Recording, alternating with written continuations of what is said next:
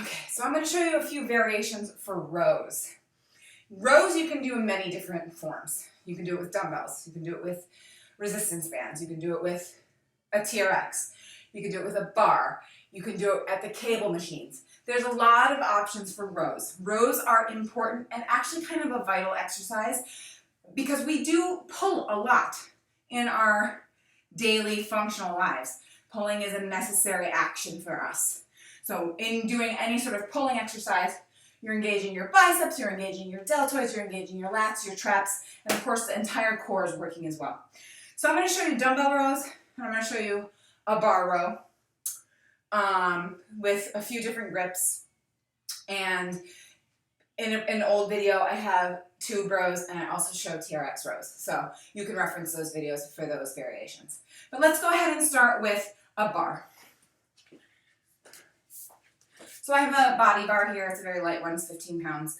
But you can use whatever bar weight that is appropriate for you, for your ability, your strength, and for form. Okay. So we're going to start with an underhand row.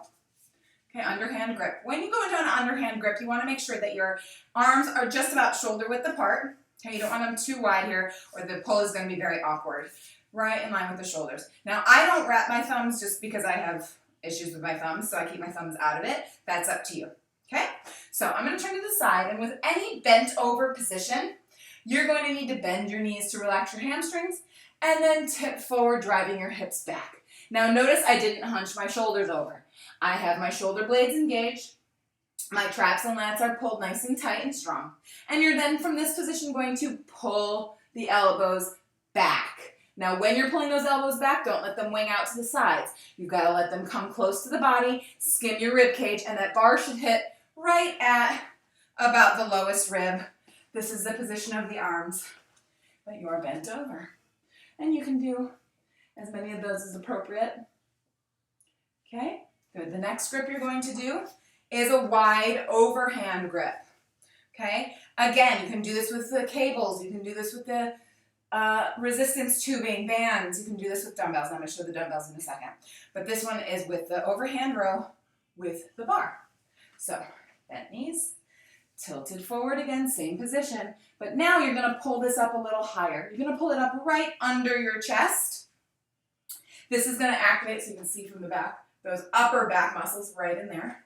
Upper traps, mid traps, and rear deltoids. Boom. And boom. Okay, good. So now I'm going to grab my dumbbells.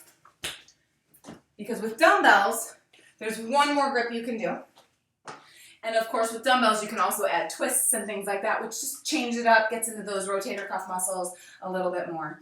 The one other grip, obviously you can do the same grip here, parallel, rotated outward, is parallel. Sorry, I said not parallel, palms up here, and now parallel. Palms towards each other. Again, shoulder width apart, bent forward. Elbows pulling back. You don't want your elbows to wing out to the sides here. That's going to do something else, and it's going to screw up your posture here. So make sure your elbows are in and your chest is out. Okay. The other important thing with all these row positions and bent over is that your navel to spine is pulled tight. You don't want your belly hanging out because that's going to affect your lower back in a really negative way. Pull that nice and tight. Always pull, hold for a second before you slowly release it. Okay? And again, like I said, you can add twists. You can add lots of variations to it as I've shown in other exercises, or other videos. Okay? Thanks so much.